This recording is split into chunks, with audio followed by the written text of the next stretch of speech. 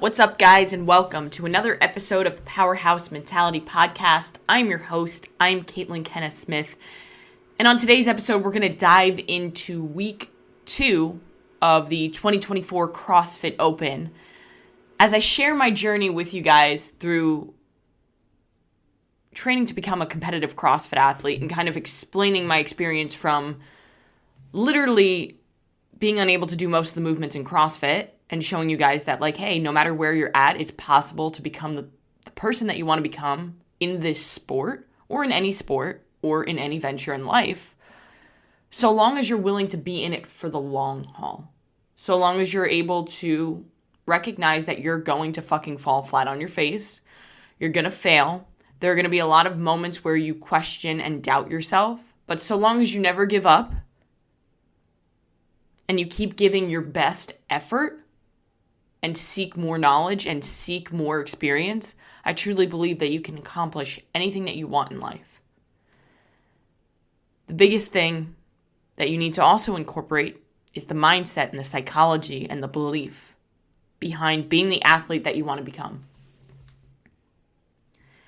And that's where this week of the CrossFit Open is kind of going to take us.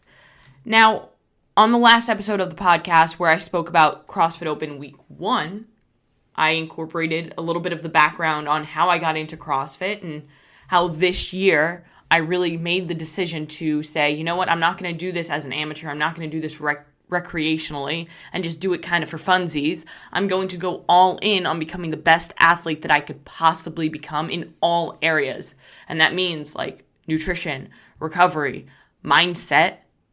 And that's one of the biggest areas that I need to continue to work on as an athlete is the mindset. And most of the time, I think I got it all figured out, right? And that's so naive to think, oh, I got this all figured out. Like, my mindset is strong. Like, I have the discipline to be able to do the workouts and to suffer through long, grueling things that I don't necessarily want to do. But my mindset still holds me back in certain areas. For example, my eating disorder background continues to limit me. And hey, Caitlin, you should probably eat more food to be able to fuel your performance and to be able to become a stronger athlete. Because the reality that I keep running into is that it doesn't matter how long you can endure and how much you can suffer during a workout.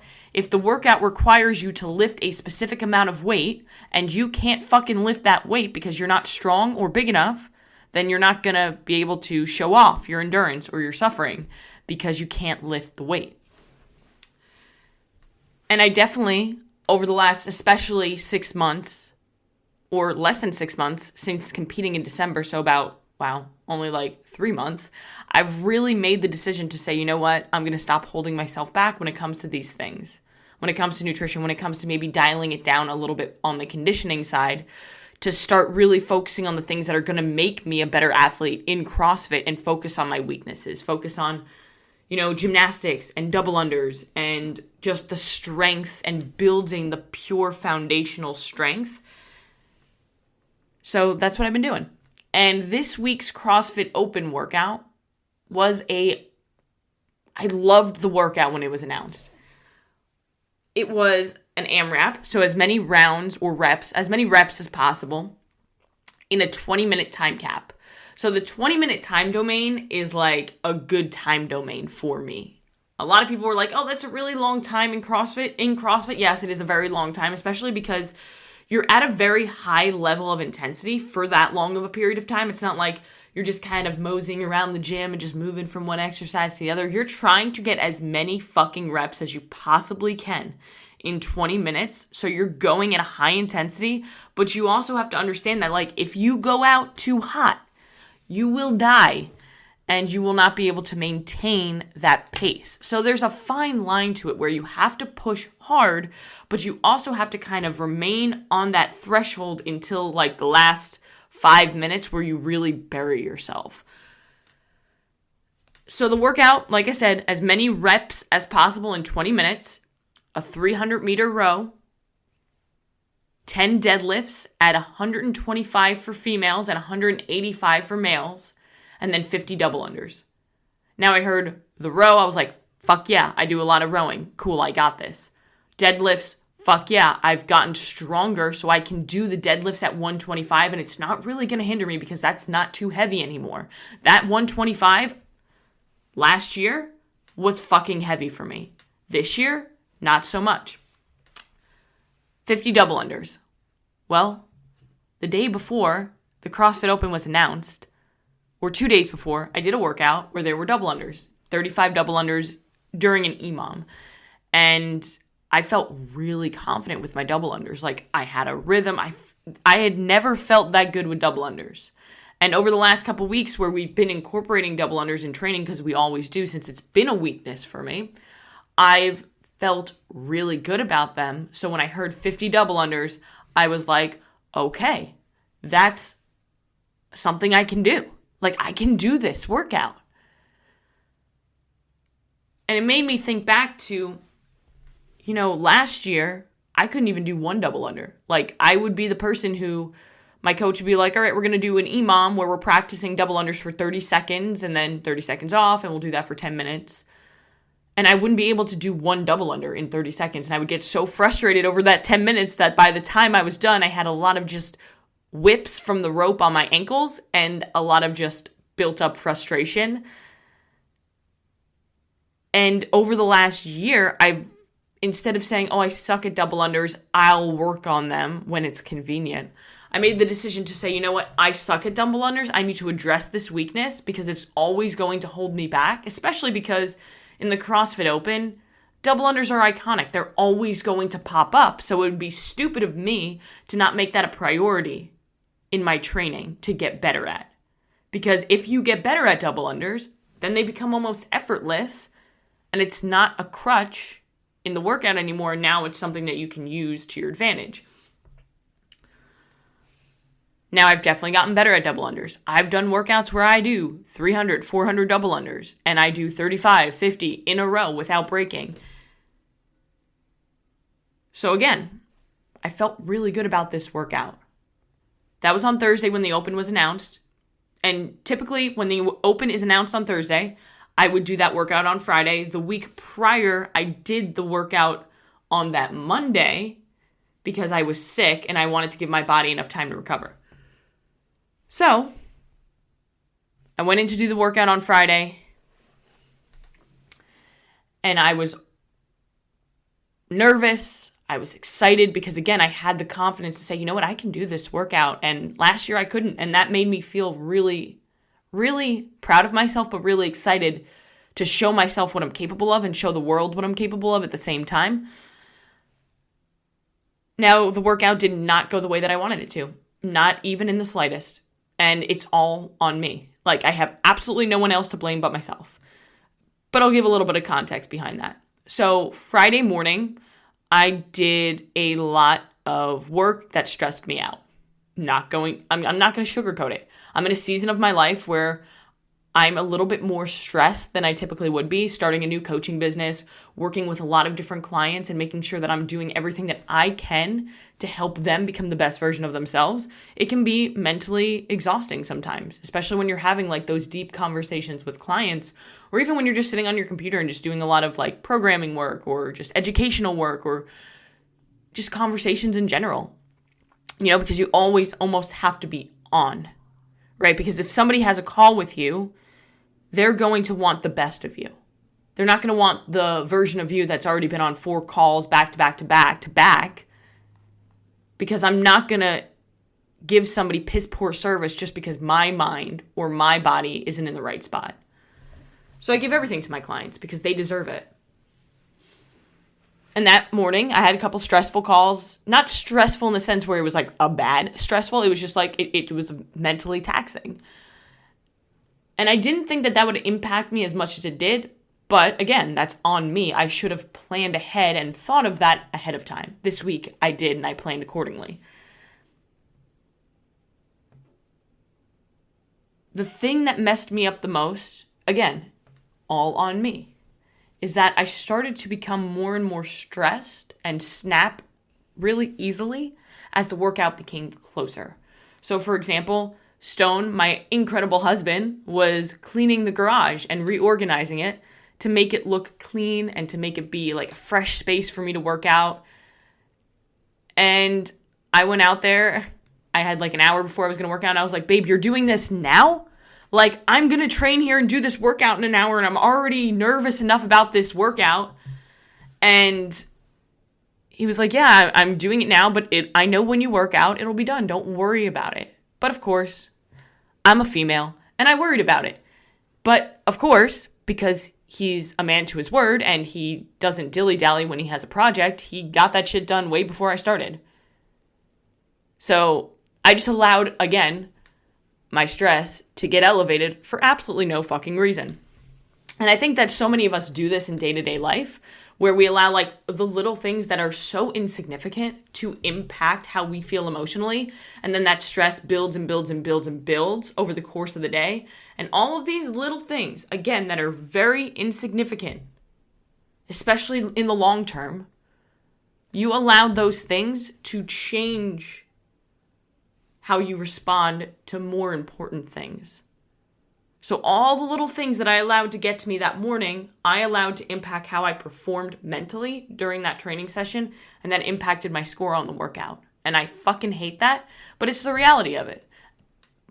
And it's a lesson that I can learn, and it's a lesson that I am learning. And I want to share this with you because, again, even if you're not somebody who's an athlete who's partaking in workouts or events or runs or all these things, you still have a life that you're living. And all of these things from training can be put into your life to make you the best version of yourself in your career, in your family life, in your personal life, in any area of your life. So I did the workout. First round, I went out way too fucking hot. In my head, I was like, all right, I'm going to hold a 157 every 500 meters. So 157 on the rower. 157, 159, that was like in my head, what would be great? Yeah, that's not great for a 20-minute workout. And I slowly started to realize that. But again, when you first get into a workout, especially one that's an AMRAP of 20 minutes, you're like very hype going into it. So you tend to maybe move a little bit faster than you normally would have. And I didn't have it in my control, or I didn't control it when I could have, to pull it back. I allowed that excitement to take over. Mistake number 2. I allowed the excitement in the moment to take over so that I was no longer cool, calm, and collected, and I started to get almost too amped, too hype, and too panicky. So row, great. Deadlifts, great. I was like, I'm going to go unbroken on all these deadlifts. Wrong. Shouldn't have done that. Again, heart rate spiked way too much, going from a fast row to 10 deadlifts unbroken, and then going into one of my weaker movements, which was the double under.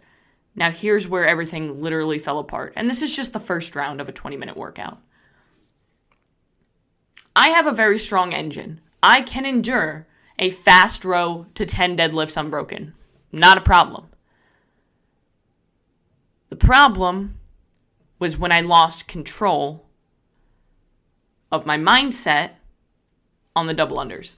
So I went into the double unders and I was like, big deep breath, get into them. That's what I did. Fucking tripped on like the second one. Fuck. In my head, I was like, oh no, this is going to happen. You suck at double unders. Of course this was going to happen. You're not good enough to be an athlete. You're not good enough to get the score that you want to get. All this bullshit literally just flooded my mind. Like I broke through a fucking wall of bullshit and it just exploded all over my brain.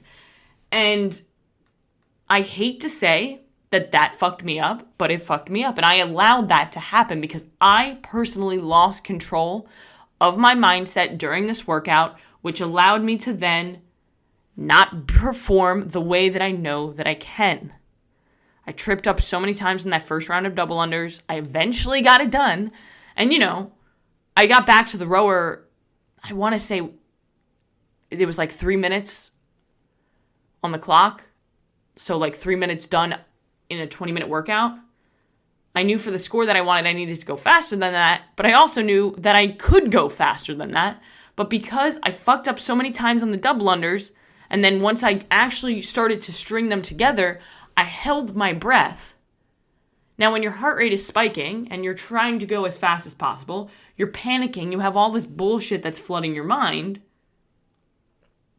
and now you're holding your breath, you walk over to that rower, and I was hyperventilating, and I watched the video back, and I was hyperventilating heading into the fucking second round of a 20-minute workout. And Stone was filming me, and he was counting my reps for me. And he said he almost stopped me on that second round because he knew that I was out of control mentally, because he saw the frustration in my missing of my double unders and the way that I put my feet into the rower, that I was already not in control of my mindset and that I needed a reset, and maybe that we should reset it or stop it or just redo it. And he didn't want to stop me because he knows that if he started to stop me that I would probably freak the fuck out. And what ended up happening is I, like I said, completely lost control.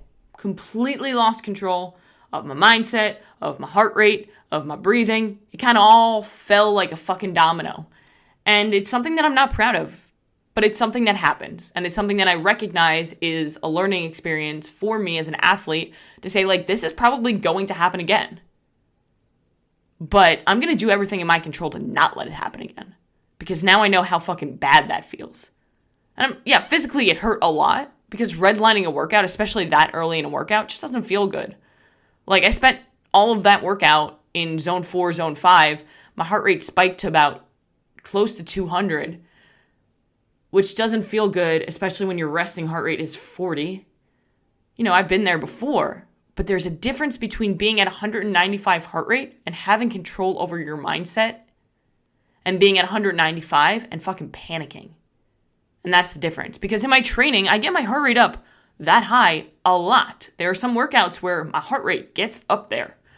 But the difference that I felt physically and that I've had awareness of over my training is that when my heart rate gets up above 190 and I don't panic because I remain calm, or as calm as you can be with your heart rate that high, I'm good. I'm fine. When my heart rate gets up to 190 above and I'm panicking, it's not okay. It is not okay. And it wasn't okay. So I finished the workout. Stone set out my reps and I said, there's no fucking way. There's no fucking way. No way I got that little. 579 was my first score. So that's the amount of reps that I got. So it's 6 rounds. I finished the row and I finished 9 deadlifts. And I was gutted because I knew that this was a good workout for me. Time domain, movements, and I allowed my mindset to fucking destroy me. And I remember rolling around on the floor after the workout because I felt so terrible, not just physically, but my ego hurt. Like my ego, my mindset, it all fucking hurt and I never want to go back there again. And the first words out of my mouth after he told me the score and I was like, no fucking way, was, I have to redo this workout. And I really don't want to, because it was not fun. I didn't really anticipate it to be fun, just to note. But this is the first open workout that I've ever redone. And I made that decision immediately, that I was like, there's no way out of this. I need to redo it, and I'm going to figure out right now, as I sit on the floor and as Stone's talking to me, we're going to make a plan to when I'm going to redo it so I can get the best and the most out of it. So usually I would do a full day of training on Saturday morning and then take a rest day on Sunday. So instead I just flip-flopped, and on Sunday was going to be the day that I redid the workout. That way it gave my body, a little bit of time to recover and bounce back because my calves were really tight the next day. And again, a lot of it had to come down to, I normally wouldn't get that sore because it's not that much volume at all. However, for me as an athlete, because I'm a very high volume athlete. Not everybody is. Some people are, some people aren't. Everybody's different. I'm a high volume athlete. And that wasn't that many reps for me. But because I was so stiff and so panicky, it impacted my body much more than I'd like to admit. So the psychology and the mindset as an athlete or as a high performer is one of the most crucial pieces that so many people just don't water enough. And what I mean by that is, like, if you plant a seed, you have to water it and nourish it in order for that plant to grow. If you don't water it, plant's going to die. And a lot of people, what they do is they do really good with like the nutrition. They do really good with the training. Maybe they're really good with the sleep. But then the mindset side of things, they fucking don't water it and it dies. And that's what kills them during these high pressure or intense or really high heart rate workouts where panic starts to set in. And if you can't control your mindset in that moment, then you fall apart. That's what happened. And like I said, this was a really big learning experience for me and one that I'm never going to forget. Like, shit happens, but it's time to move forward, which is why immediately I said, you know what, time to move forward. I need to redo this workout because that was not a representation of who I am as an athlete. And I am ashamed of how it went because of how my mindset fell apart. If I got that rep, if I got 579 and I felt like I was in control of my mindset and it just happened to be like, hey, we just had a bad day with double unders or whatever it was, I would have been more proud of that and I probably wouldn't have redone it. But the fact that I knew that my mindset was the thing that held me back the most during that workout, I couldn't allow that to happen because I preach that you're always in control of your mindset. And it's something that I really try to be diligent with as a person. So I was blessed to have the opportunity to redo it, even though, again, I really didn't want to redo it because that was 20 minutes of my life that I really didn't want to redo. I was just disappointed in my effort and my inability to gain control back over the situation. Like, I lost control early and I wasn't able to pull it back in. And that's a shitty feeling. So Saturday, we rested, we ate, and Sunday, I redid the workout. Now, in the morning, just focused on, I was programming for clients, but I was just, nothing too high stress, just some mellow music playing in the background, fueling up for the workout, getting in my typical like pre-workout protein oats. Got a little bit of coffee in me to give me a little bit of boost from the caffeine. And Sunday, again, didn't go the way that I wanted it to as far as like score-wise. However, this was just, at this point, I never found my rhythm on double unders. And even though it was better than the first try, I still never found my rhythm on double unders. So I just had just a bad day of double unders. And you know what? Fucking that happens. But I remained calm mentally and never panicked and focused all on my effort instead of focusing on negative thoughts in my head. So again, still not what I wanted to at all. But now I know like an area of opportunity for me is, okay, I need to work on my double unders under fatigue so that I can become so good at them and so efficient at them that they are effortless in a workout like that. But it was a better experience because more importantly, I felt better about my effort because I was able to remain in control of my mindset. My heart rate still got up to over 195. It got really close to 200 at one point. However, I didn't feel the same shitty feeling I felt in my head because I was able to remain as calm as possible during those situations and keep more positive thoughts and just keep moving. I went from 579 reps to 601.